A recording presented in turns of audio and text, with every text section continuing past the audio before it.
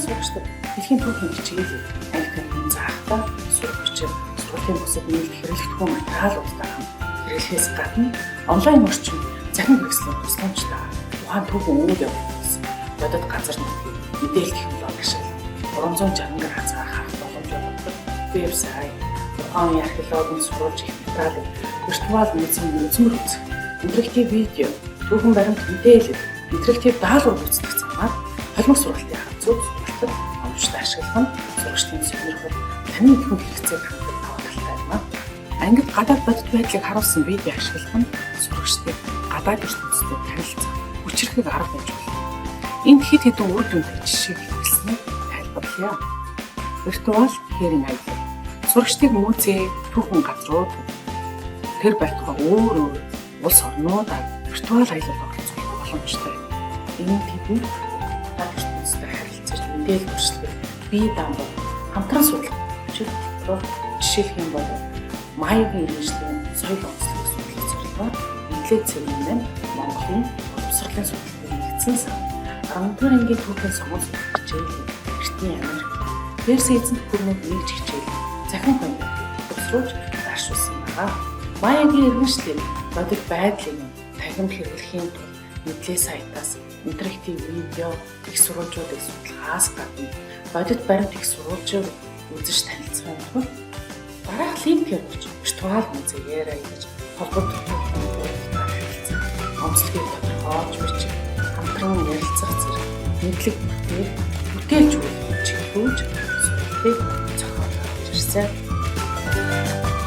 Их Британий музей 1753 онд байгуулагдсан боловч 100 орчим жилийн дараа л эртний Майя баримтыг нэмэгдэн зохион дараа нь бүх нийтийн цуглуулгад тавьж эхэлсэн гэжтэй. Төсөл эсвэл үзүүлэнгийн нэг хэсэг болгон өөрсдийн анх дэвшлиг бүтээдэг сурагчдыг дэмжиж сургалтын үйл ажиллагаанд татан оролцов. Энэ нь техникийн ур чадварыг хөгжүүл, өөрийн эзэмшсэн мэдлэг, ойлголтоо бүтээл чиглэлээр хэлбэр төслөд талтай. Жишээлбэл TMC-ийн талбарт захин технологиудын төслөгчтэйгээр бүх нийтлэгтэй оролцоонд 360 градусаас хаваа хэрэгсэн нь илүү сонирхолтой үр дүнтэй санагдсан.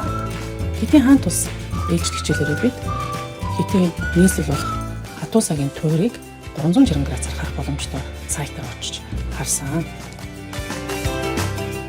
Эртний Хятад ба нүүдэлчдийн харилцаа ээлжид хичээлээрээ бид Цэн хан улсын талаар судалж, Цэн улсын үед дэм босгосон цагаан хэрмээр аялсан.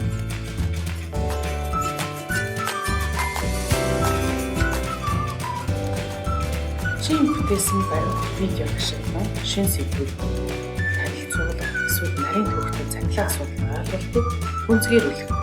Энэ нь суралцахыг илүү сонирхолтой харилцан уялдаатай болгож чаддаг давааталтай юм аа. Монголын түүхийн, улс төрийн хэлнүүдүүд үйл явц үр дагавар хичээлээр тухайн түүхэн газруудад очиж сурж байгаа төрсөн бичлэг хийсэн юм аа.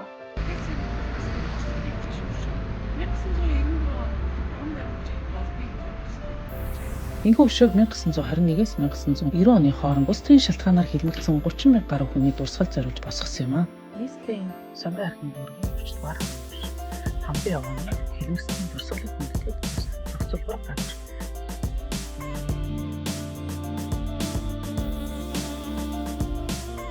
Сонгон архины дүүргэнд хилмигдсэн дурсгалыг хүндэтгэх зохицуулбар газар.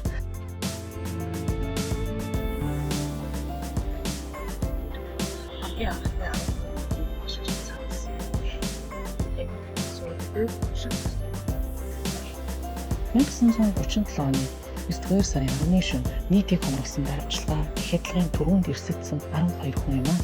1937 оны тэр шөнө баримтчлагдсан эзчүүдээс 14 хүнийг сонгож урьдаас төлөвлөсөн шүүх хурал гэгчд оруулж хэлсээр шийтгэсэн нь анхны 14-ийн хэрэг гэх ойлголт нийгэмд бий болжээ. Зөвлөлт толгой туулсад их нийтлэлээс амь насаараа хохирсон 249 эргэн зориулсан хүндэтгэлийн гэрэл гишөө.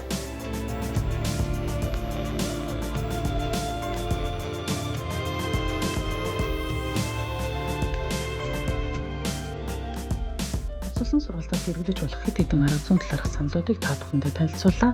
Анхааран сонссонд баярлалаа. Амжилт хүсье та бүхэндээ.